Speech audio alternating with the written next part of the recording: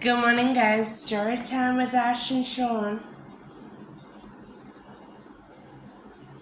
Today I'll be reading from chapter 5, Rife, from Hers, the second book in the Blood Ties series from A.K. Rose. She's an awesome author of dark romance, so if you like dark romance, give her a read. I sat in the dark with my back pressed against the door, my thoughts frozen on the last image I had of Nick, bleeding on the ground. I couldn't think of anything else. Not this place, or Mum's words, or the searing betrayal that burns its way through my chest. I forced everything else away.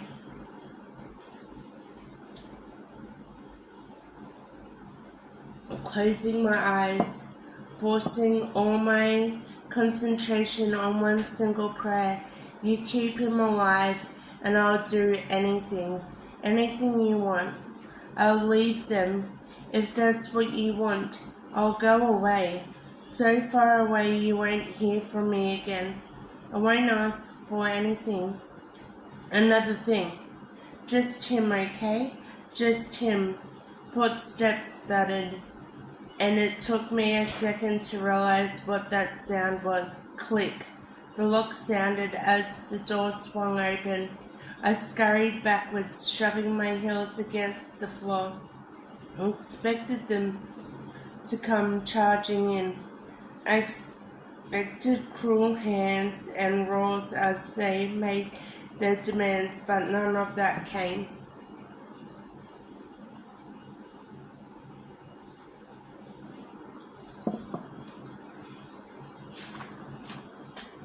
My heartbeat thudded. My breaths were hard, fast, in the back of my throat. I had to swallow. I lifted my gaze to the shadow figure standing in the doorway and met ice blue eyes. Miss Castelmaine, he murmured, staring down at me as though this was the position he'd expected to find me in. Fear coursed through me, with the slow drag of his gaze along my body, stopping at my ankle. I'm sure you have questions if you follow me. Follow me? I opened my mouth to bite back.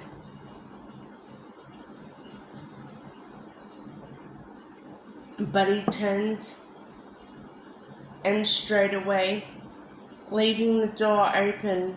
Run! That need drove me as I shoved against the floor and rose. His steps thudded, grew fainter as I moved to the open doorway. I glanced along the hallway and stopped, my gaze fixed on the locked double doors and the card reader. Even if I tried to make a break for it, I wouldn't get far. I was betting they weren't the only locked doors in this prison either. You've come to hell, just a brand new version of it, Vivian's words echoed within me, as I swallowed and shifted my focus to the fading footsteps. I had no choice but to follow. I needed answers, and I prayed I would get them. I moved to the corner, catching sight of the man as he walked along the hallway and stopped at an open doorway. With his back to me, my heart was pounding as I followed, my eyes searching the locked doors and darkened rooms behind the glass windows, then stopped well out of his reach. My little lioness.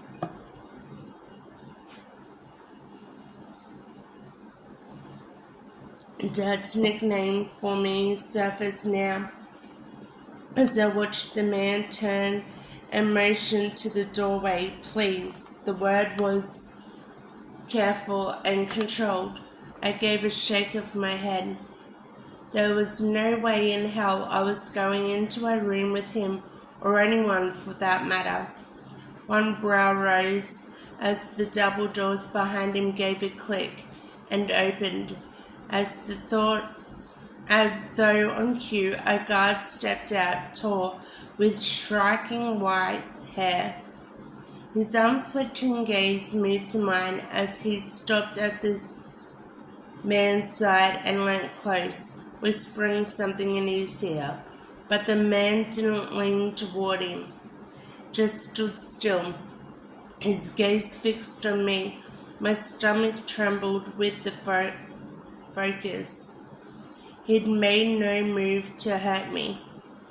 He hadn't even raised his voice, and yet in that moment I was more afraid of him than the bastard who dragged me kicking and screaming into this place. I'm sure you have questions.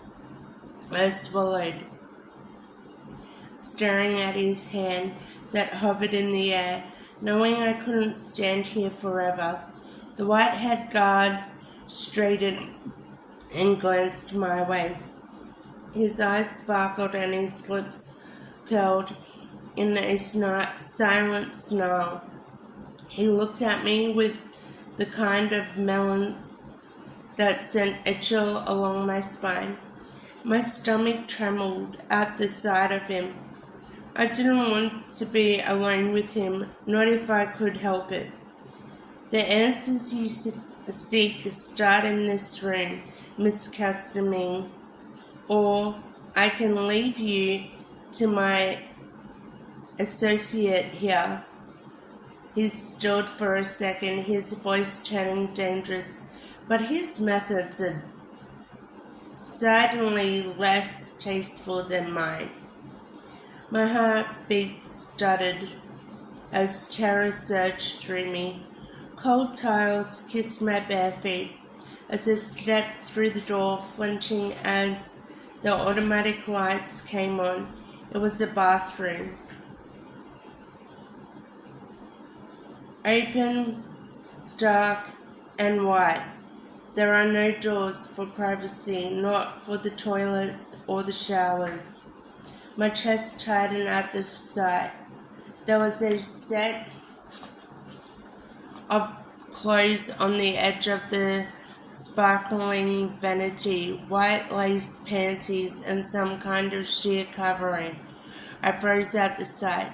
There's body wash and shampoo. I spun, finding him in the guard standing behind me. He glanced at the clothes, then at me. We expect our inmates to be magnificently clean at all times. My eyes widened, rage racing to the surface. I gritted my teeth. Go fuck yourself.